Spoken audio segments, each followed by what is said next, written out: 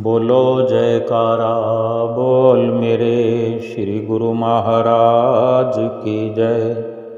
सभी गुरुमुख प्रेमियों से सब प्रेम जय सच्चिदानंद। वंदो चरण सरोज गुरु मुद मंगल आगार। जय सेवत नर होत हैं भव सागर से पार। गुरु जी के सुमिरन मात्र से नाशत विघ्न अनंत। तासे सर्वारंभ में ध्यावत हैं सब संत। चारों ओर दुनिया में हाहाकार मचा हुआ है। सभी दुखी हैं, परेशान हैं, दुखों से इस प्रकार घिर गए हैं कि कुछ समझ नहीं पा रहे हैं कि आखिर ये हो क्या रहा है। आपस में दो भाई लड़ रहे हैं, चार भाई हैं तो वो भी लड़ रहे हैं। कहीं पति पत्नी का झगड़ा है, कोई क्रोध में किसी का अपमान कर रहा है, कोई क्रोध में अपनी सारी इंसानियत की हद पार करके ऐसे ऐसे कृत्य कर बैठते हैं कि फिर जीवन भर तो पछताना पड़ता ही है।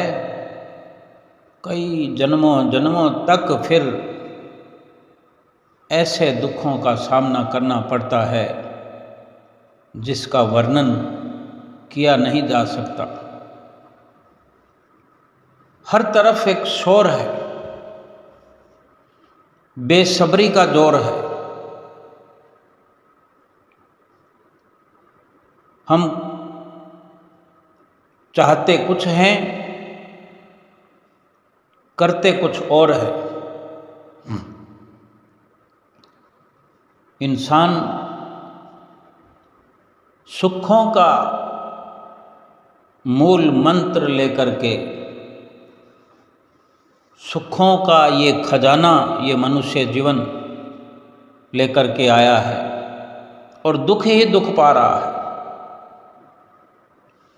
ये विडंबना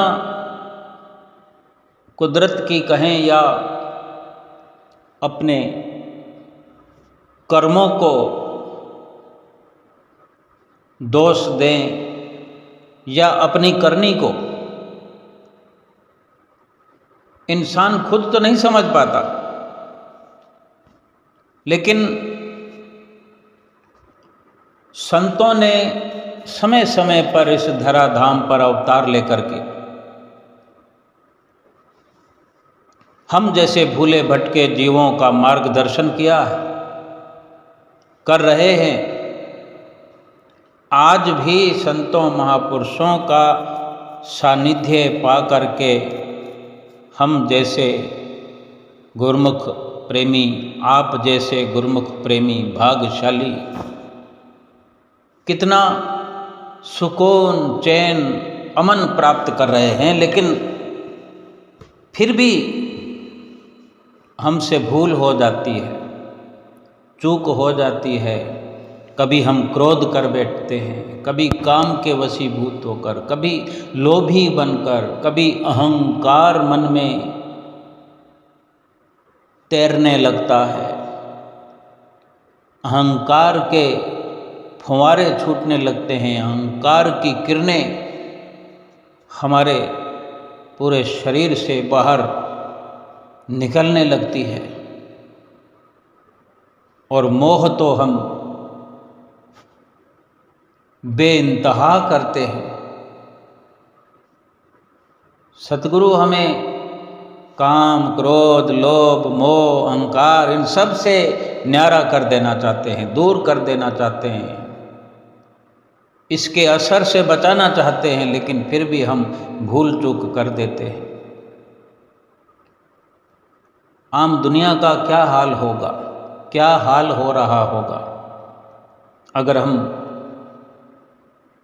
दुनिया की ओर थोड़ा सा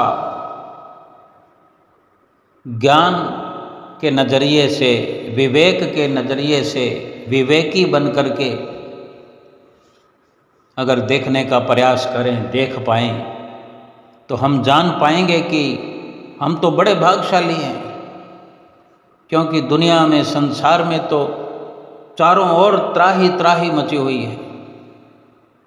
भली भांति हम जानते भी होंगे, ऐसी बात नहीं है, हम स्वयं इस दौर से कभी गुजरे होंगे। कई कई दुखों ने एक साथ हमको भी घेर लिया होगा, या आज भी हम घिरे हुए हैं दुखों से। तो ये कोई आश्चर्य नहीं है, लेकिन अगर हम दुखों में घिर जाते हैं तो हमें आश्चर्य लगता है कि ऐसा क्यों है। हमने तो कोई गुनाह नहीं किया, हमने तो कोई पाप नहीं किया, फिर हमारे साथ ऐसा क्यों हो रहा है? क्यों हमें दुखों के बवंडर से होकर के दुखों का इतना मुकाबला करना पड़ता है कि दुख छटने का नाम ही नहीं लेते। हद तो तब हो जाती है कि हम दुखों से छुटकारा पाने का प्रयास करते हैं, दुख है कि फिर और बढ़ता जाता है।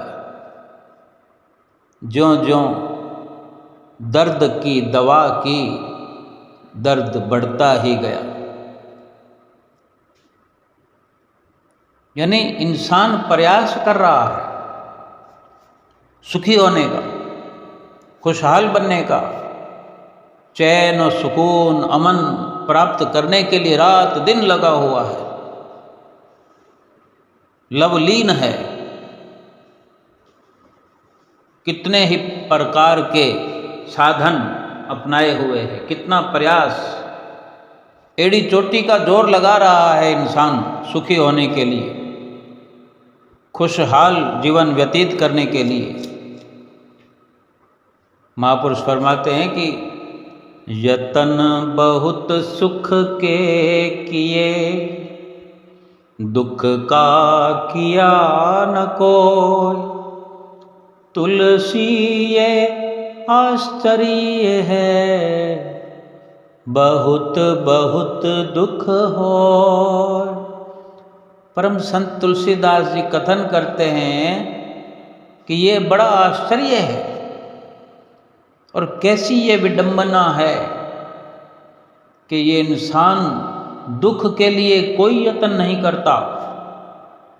ये तो हम अच्छी तरह से जानते हैं, कभी हमने दुख प्राप्त करने के लिए, दुख पाने के लिए तो कभी कोई जतन किया ही नहीं, कभी दुख को चाहा ही नहीं, दुख का ख्याल मात्र भी हमने नहीं किया कि हमें दुख आकर के घेर ले, दुख हमारे इर्द गिर्द कहीं आस पास भी मंडराने लगे, ऐसा भी नहीं सोचा हमने। बल्कि हम इतना प्रयासरत रहते हैं कि दुख हमें छू ना पाए। लेकिन जब भी अपने आप को संभालते हैं, अपने आप की संभाल करते हैं, ख्याल करते हैं, तो दुखों से घिरा हुआ पाते हैं। बदलते हुए दुख, दुखों का समीकरण बदलता रहता है। कभी दुख की शक्ल बदल जाती है, कभी दुख का स्थान बदल जाता है, कभी दुख का रवैया बदल जाता है, कभी क्रोध के कारण दुखी हो जाते हैं। हम क्रोध करते हैं और कोई ना कोई दुख घेर लेता आके। लोभ करते हैं और उसका अंजाम जो होता है फिर वो दुख का रूप कोई बनकर आ जाता है। काम हो, क्रोध हो, लोभ हो, मोह हो, अहंकार हो, ये सब दुखी करने वाले हैं।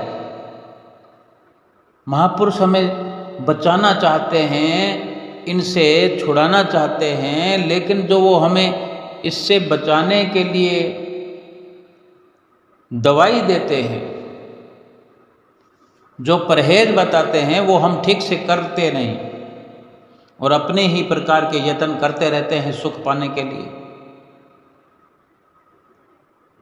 बहुत बहुत दुख संतों को हो रहा है कि सारे यत्न सुखों वाले कर रहे हैं, सुखी होने के लिए प्रयास कर रहे हैं, धन कमा रहे हैं, परिवार बना रहे हैं, रिश्ते नाते बना रहे हैं, गाड़ी बंगले खरीद रहे हैं, बड़ी बड़ी घर के अंदर स्क्रीन्स लगी हुई टेलीविज़न की, महंगे से महंगे सूट पहन रहे हैं, महंगे से महंगे शूज पहन रहे हैं, सोना क्या, नगीना क्या, ये आभूषण धारण कर रहे हैं, बढ़िया से बढ़िया रहन सहन है हमारा, आलीशान बंगले, आलीशान गाड़ियाँ, बैंक बैलेंस, ये सब जतन करके हम प्राप्त कर भी लेते हैं, फिर भी जब देखते हैं हम सुखों से खाली है, किसी प्रकार का सुकून नहीं है, जीरो हैं हम।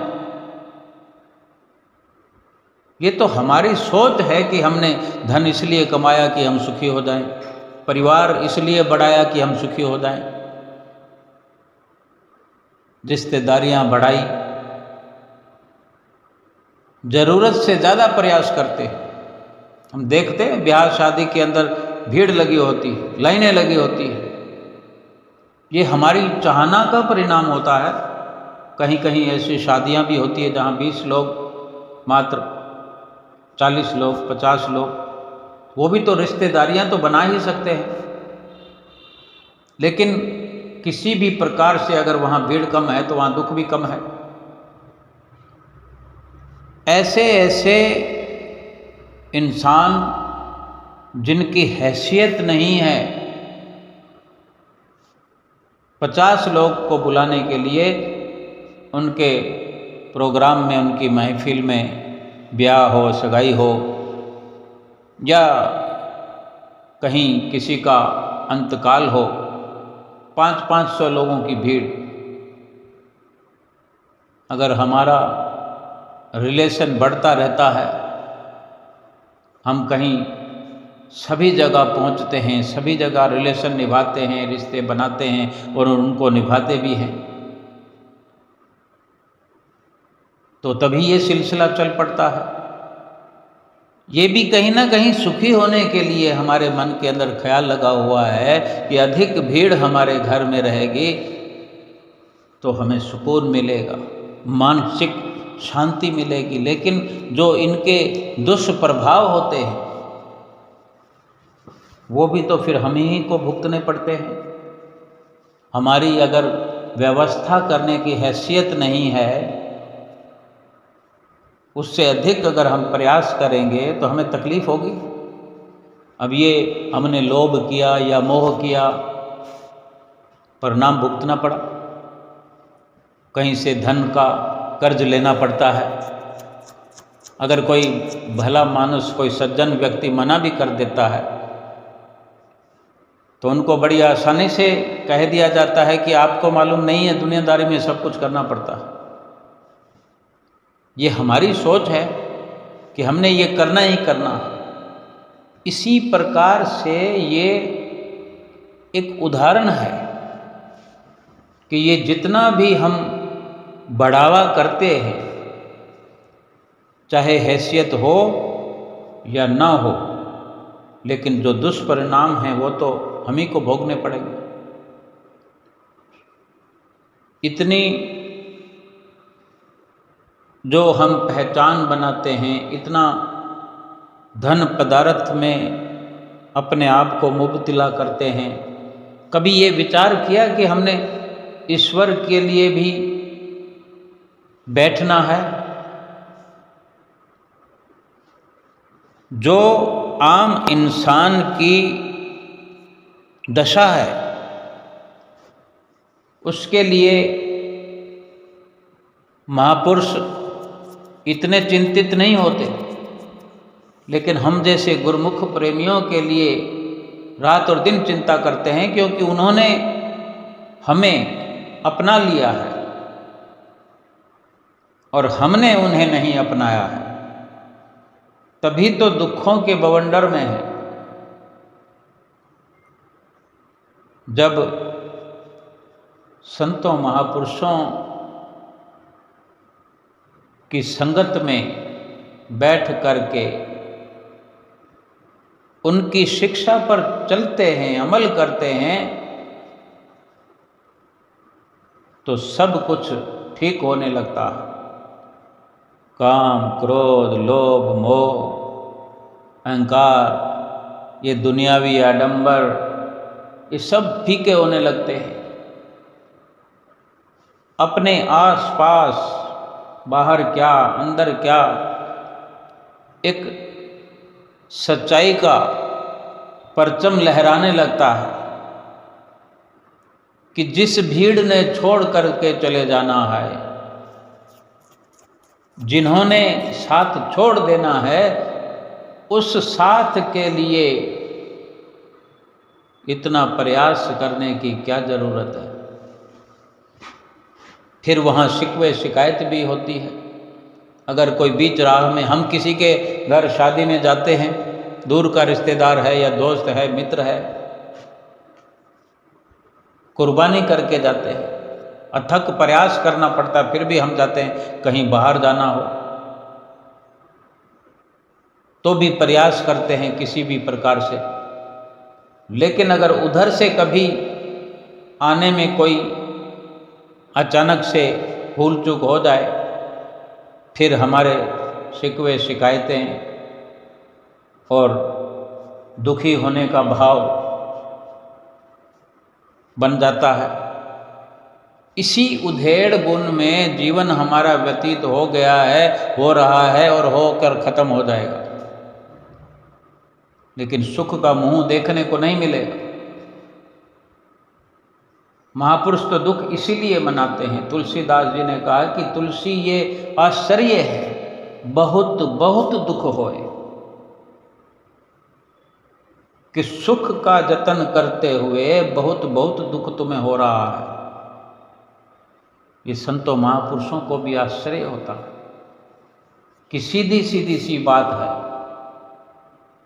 कि कोई अगर सुख का यत्न करे तो सुख मिलना चाहिए, और दुख तभी मिलना चाहिए जब कोई दुख का यत्न करे। और महापुरुष ये भी निचोड़ निकालते हैं कि जो तुम सुख का जतन कर रहे हो वो सुख का जतन है नहीं, वो दुख का ही जतन है। लेकिन तुम समझे बैठे हो कि तुम सुख के लिए प्रयास कर रहे हो। हकीकत में वो दुखों का जतन है, तभी दुख मिल रहे हैं। क्योंकि कुदरत की नियति का अपना एक नियम है।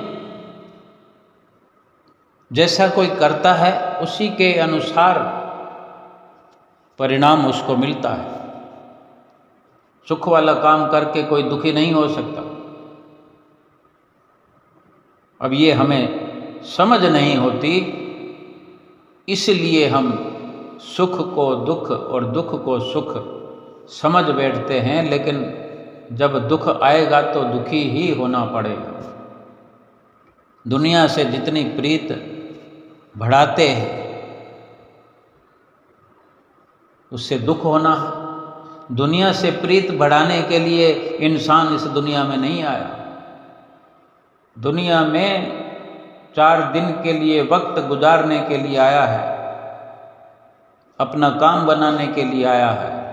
काम बनाए और यहाँ से चला जाए। ना तो चले जाने की चिंता है, भूला बैठा है कि मुझे जाना भी है, और ना ही अपना काम बनाने की चिंता है।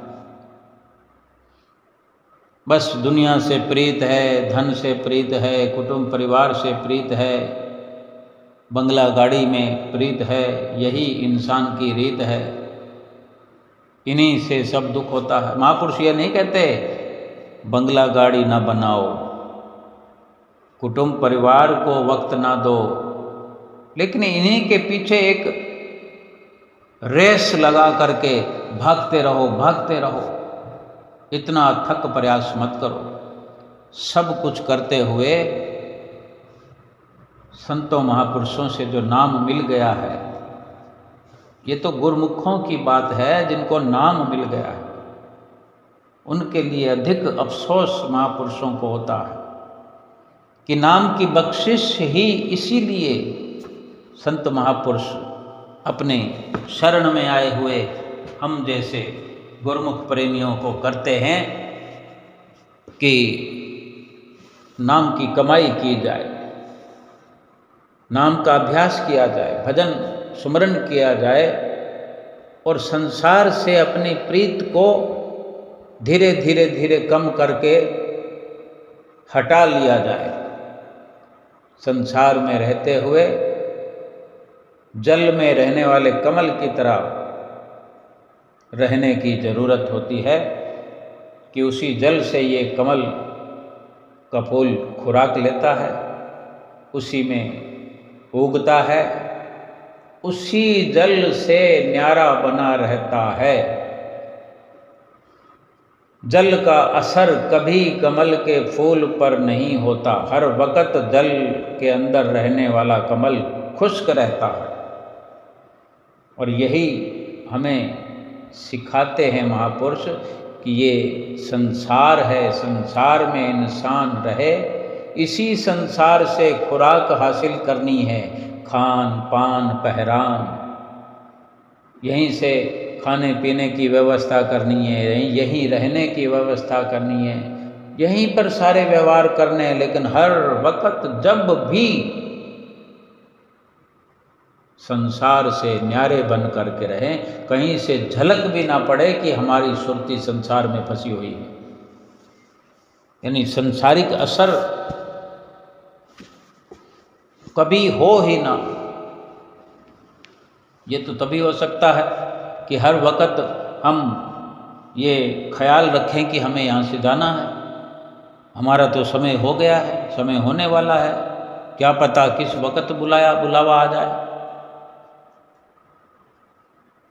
लेकिन जब तक हम भूले रहेंगे और संसार में गलतान रहेंगे,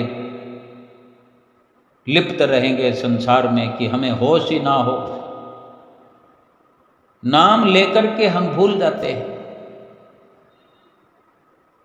ऐसा भूलते हैं कि फिर बार बार याद दिलाते हैं, बार बार संत महापुरुष नाम के लिए, भजन सुमरन के लिए हमें आगाह करते हैं। और हम खुली आंखें होते हुए भी ऐसा लगता है कि कुछ देख नहीं रहे, कान होते हुए भी ऐसा लगता है कि सुन नहीं रहे, जिह्वा होते हुए भी ऐसा लगता है कि हम कुछ संकल्प नहीं ले सकते, कुछ बोल नहीं सकते। महापुरुषों को इसीलिए अफसोस होता है कि वो इस धराधाम पर इसीलिए अवतरित होते हैं कि हमको इस संसार में भक्ति का लाभ मिले, भक्ति की कमाई करके हम यहाँ से समय पर वापस अपने निज धाम में लौट जाएं, प्रभु के धाम में लौट जाएं।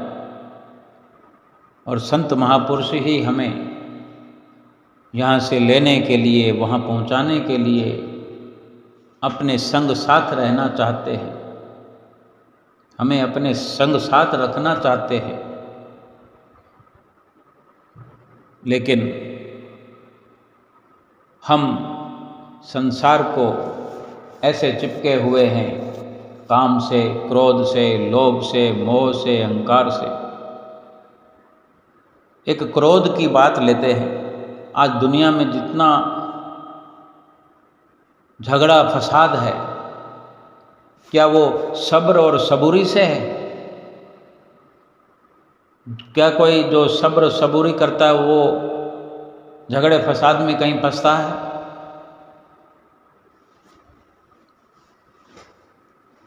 क्रोध के कारण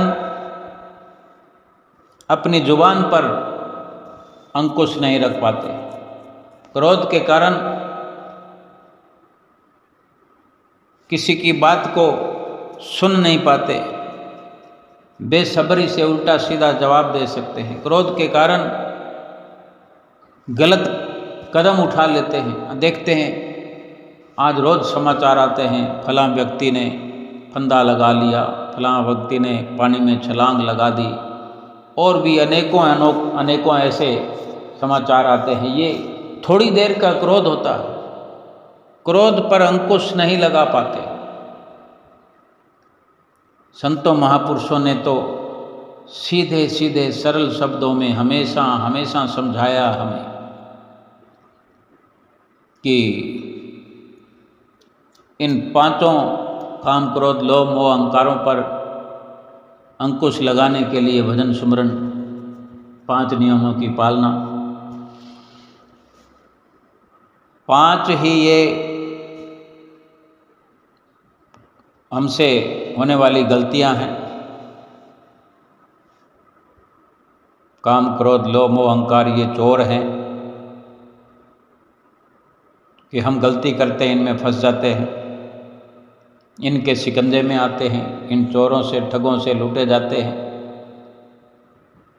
एक चोर वो होते हैं जो बाहरी तौर पर बाहरी संपदाओं को निशाना बनाते हैं, इंसान की माल मिल्कियत पर डाका डालते हैं, लूट कर ले जाते हैं। ये चोर अंदर बैठे हुए हैं कि जो भजन भक्ति हम करें उसका लूटने का प्रयास करते रहते हैं। बड़े से बड़े भक्तिवान को भी डर लगा रहता है। डर होना चाहिए, खबरदार होना चाहिए। जिसके पास धन होता है वो खबरदार होता है। अगर खबरदार नहीं होता, थोड़ी सी भूल चूक होती है तो चोर डाकू लूट कर ले जाते हैं। ये काम, क्रोध, लोभ रूपी चोर भी अंदर ही अंदर हमारी भक्ति को, भक्ति के धन को, भक्ति के खजाने को तहस नहस कर देते हैं, भीतर ही भीतर खा जाते हैं। इनसे सावधान रहने के लिए, हर वक्त सावधान रहने के लिए संतों महापुरुषों ने 5 नियमों की पालना बताई है। 5 नियमों की पालना से ये पांचों चोर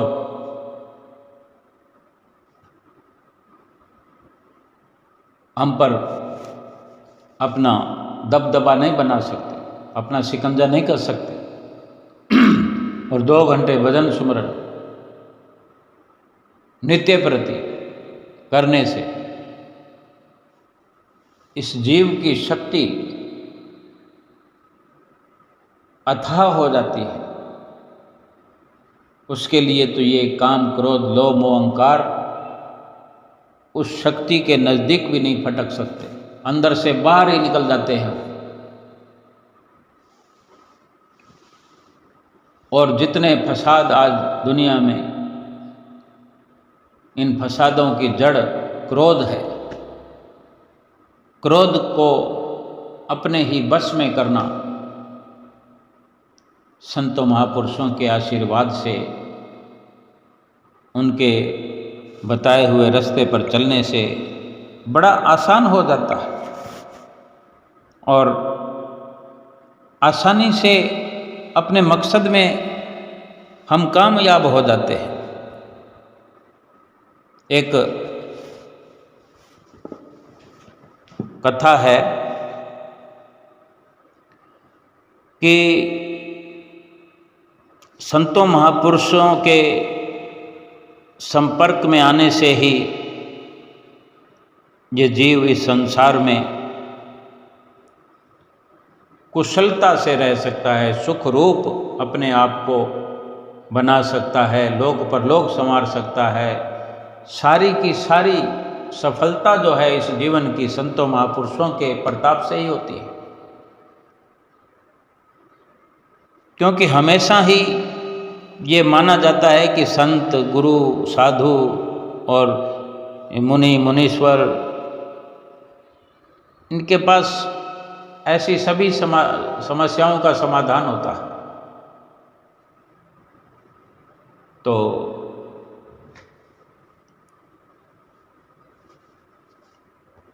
ये भी कह सकते हैं कि इस दुनिया में साधु, संत और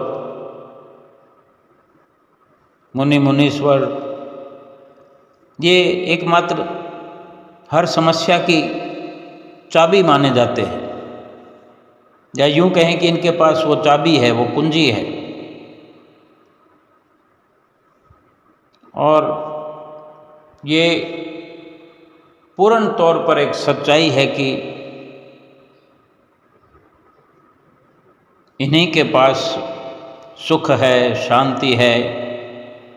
मन को शांति प्राप्त हमारे होती है तो संतों महापुरुषों की शरण में जाने से, अमल करने से फिर वो शांति डेरा लगा लेती है हमारे हृदय के अंदर, हमारे भीतर। क्योंकि संतों महापुरुषों के सुंदर सुंदर बोल ज्ञान बढ़ाने के लिए, उन सुंदर सुंदर शब्दों पर अमल करके अपने ज्ञान को साकारत करने के लिए हमारे कानों में जो संतों महापुरुषों के शब्द पढ़ते हैं, ये हमारे अंदर गहराई तक जा कर के आत्मा में सुकून पैदा करते हैं, आत्मा को ठंडक पहुंचाते हैं। और ये जो कथा कहानियाँ हम सुनते हैं, ये एक माध्यम, एक उदाहरण पेश करते हैं कि किसी प्रकार से हमें समझ आए। ये संत महापुरुष प्रयास करते हैं हमें सुखी बनाने के लिए। एक सेठ अपनी दुकान पर बैठे थे। सेठ सेठों की तरह बैठे रहते हैं दुकान पर। जब कोई ग्राहक नहीं होता तो सुस्ताने लगते हैं, नींद आने लगती है। दोपहर का समय था, कोई ग्राहक था नहीं तो थोड़ा सुस्ताने लगे, नींद जैसे आने लगी। तो इतने में एक कोई संत, पुराने समय में जैसे भिक्षाटन के लिए संत एक जगह से दूसरी जगह जाया करते थे, उनके गुजर बसर का यही साधन होता था कि जो भी भिक्षा में मिलता वही ग्रहण किया करते थे। तो एक संत भिक्षा लेने के लिए दुकान पर आ पहुँचे और सेठ जी को आवाज़ लगाई, भाई कुछ दे दो। तो सेठ जी ने देखा भाई क्या पता कौन आ गया, क्योंकि आंख लग गई थी। देखा उठकर तो एक संत जी आए हुए हैं और कुछ देने के लिए कह रहे हैं। वो सेठ भी बड़ा दयालु था, तुरंत उठा और उनको कुछ देने के लिए एक कटोरा चावल बोरी में से निकाला। किराना की जो दुकान थी, तो कटोरा चावल निकालकर संतों को दे दिया। और संत जी ने भी सेठ जी को बहुत बहुत आशीर्वाद दिया। तो सेठ जी ने संत जी से हाथ जोड़कर बड़े ही विनम्र भाव से कहा कि हे प्रभु, आपको प्रणाम है मेरा। मैं आपसे एक शंका का समाधान पूछना चाहता हूँ। मेरे मन में एक शंका है, उसका समाधान कर दीजिए। तो संत जी ने कहा कि ठीक है, अपनी शंका बताओ, क्या पूछना चाहते हो। तो सेठ जी ने कहा कि लोग आपस में लड़ते क्यों हैं।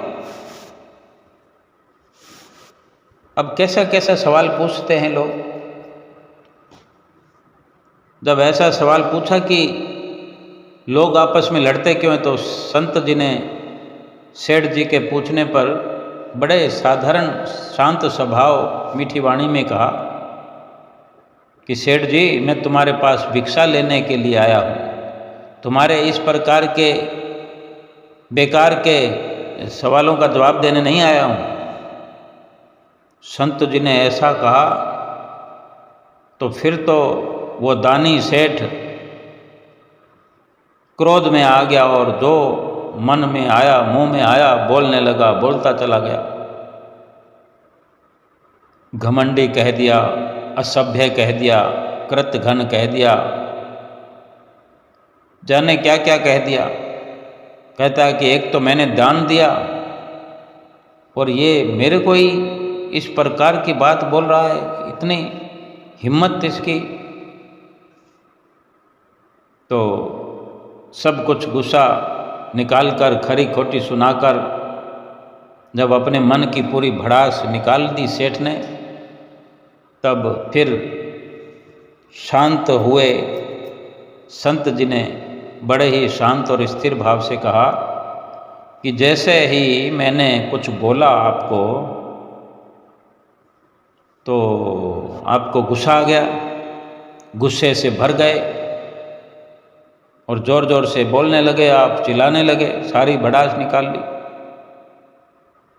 तो संत जी कहते हैं कि वास्तव में विवेकहीनता ही सभी झगड़ों का मूल होता है।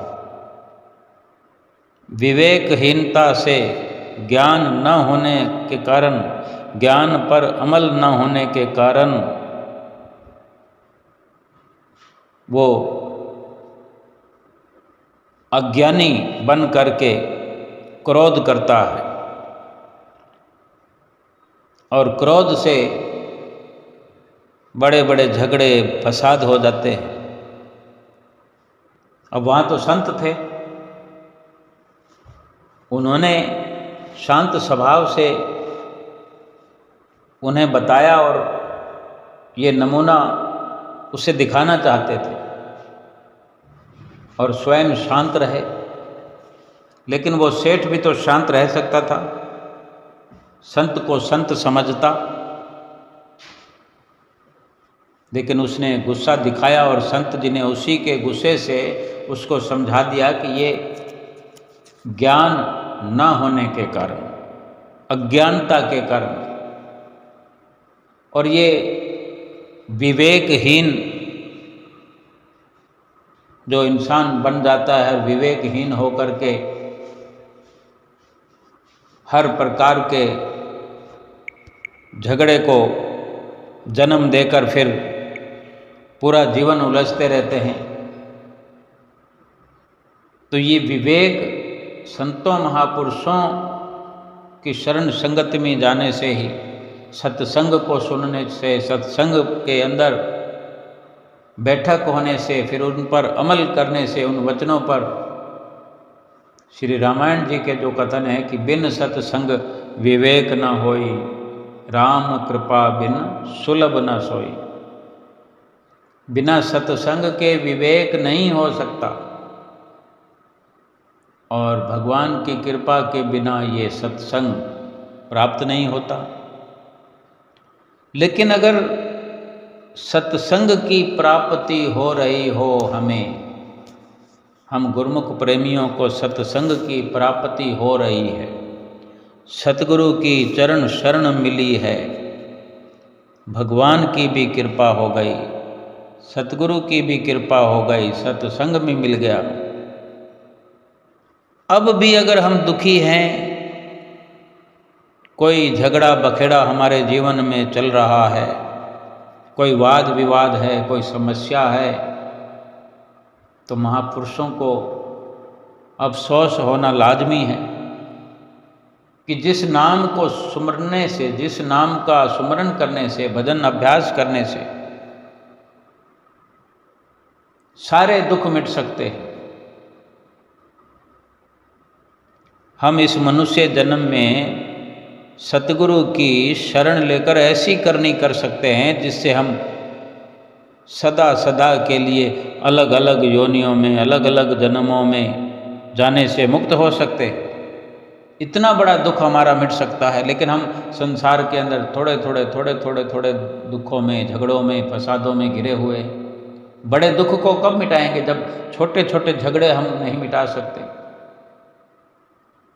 क्यों ना हम संतों महापुरुषों के वचनों पर चलें, जब महापुरुष हमें बार बार फरमाते हैं कि ये नाम का जो सुमरन है, ये जो नाम है, ये सभी रोगों की, सभी झगड़े फसादों की, हर प्रकार की मुसीबतों की दवा है।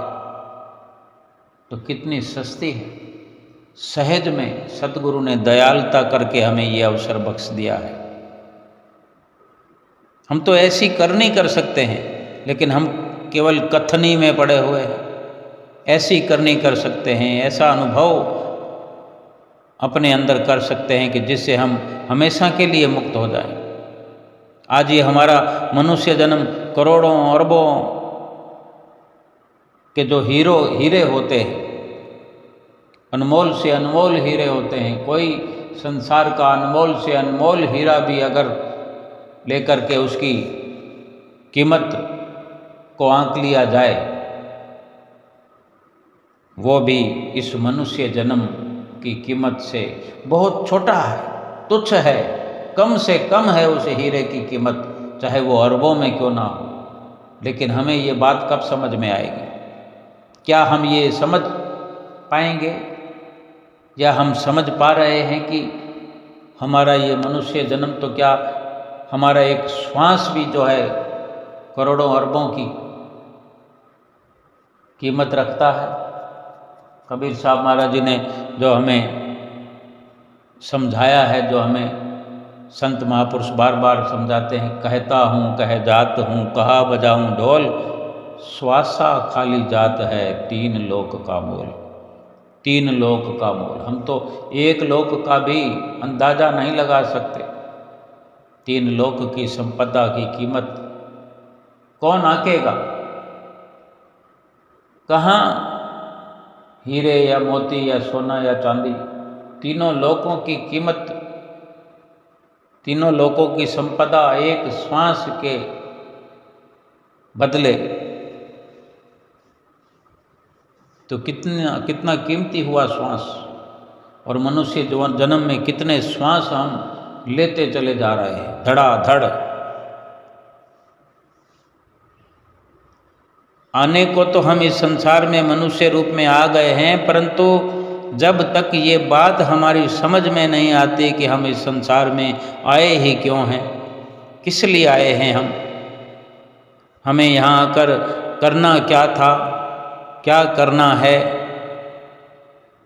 जब तक ये समझ में नहीं आता तब तक हम इंसानों और जानवरों में कोई फर्क नहीं है। हमें मनुष्य जन्म के मूल उद्देश्य को समझना है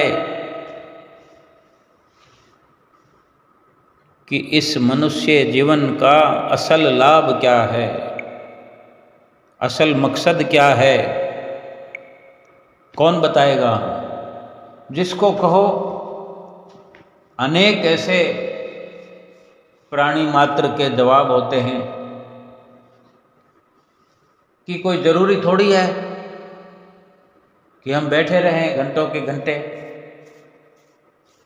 बस मत्था टेक लिया, चरनामत पी लिया, हो गया।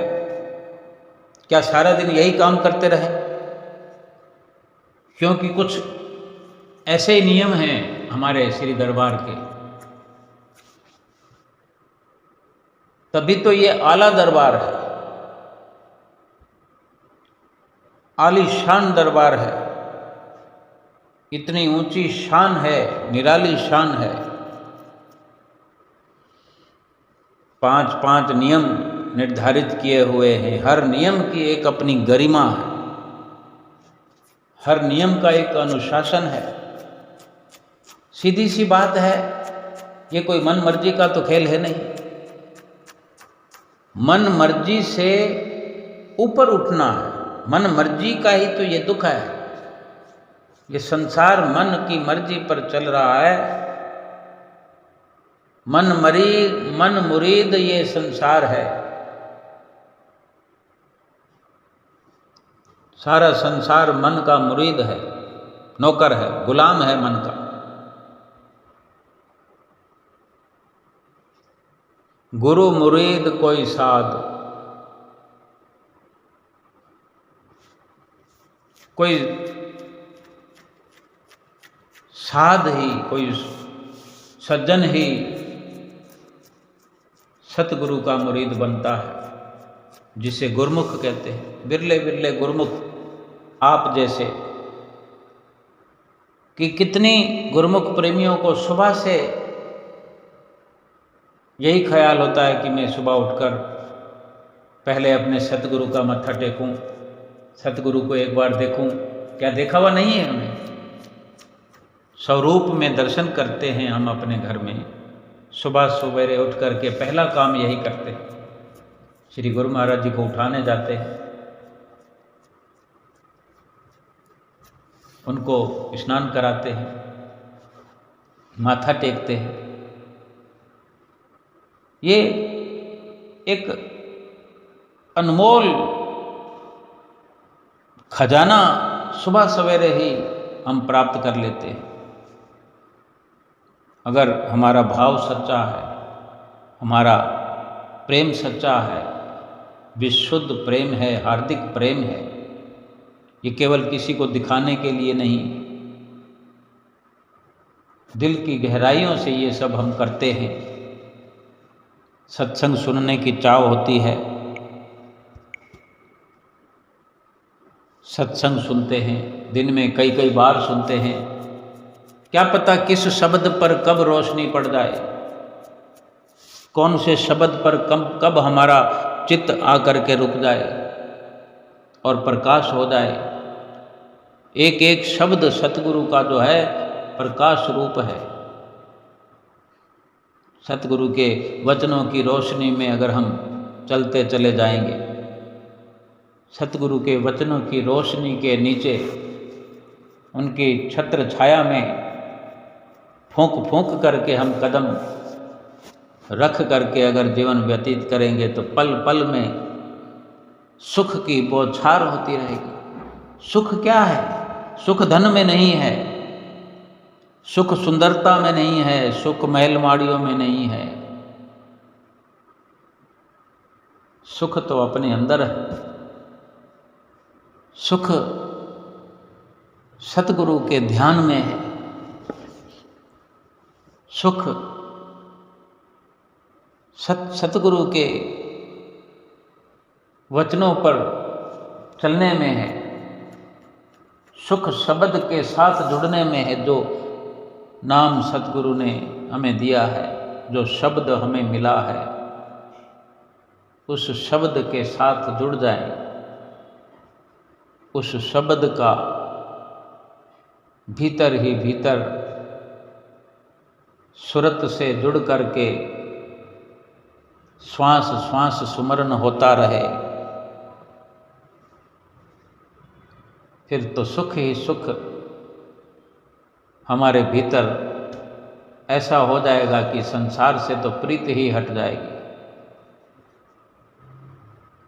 और यूं कोई सीधे सीधे संसार से प्रीत हटाना चाहे तो हट नहीं सकती, और संसार से प्रीत लगी रही तो फिर सुख की कोई एक घड़ी भी नसीब हो नहीं सकती। कोई क्रोध से परेशान है, कोई काम से परेशान है, कोई लोभ के वशीभूत है, कोई मोह के कारण दुखी है, कोई अहंकार में फंसा हुआ है। कुछ साथ ले जाना नहीं, कुछ ले जाने की छूट नहीं, एक सुई भी अपने साथ नहीं ले जा सकते। क्यों इन सब के पीछे हम रात और दिन इकट्ठा करने में लगे हुए? हमारे बुजुर्ग इकट्ठा किया हुआ छोड़ गए, हम भी इकट्ठा किया हुआ छोड़ जाएंगे।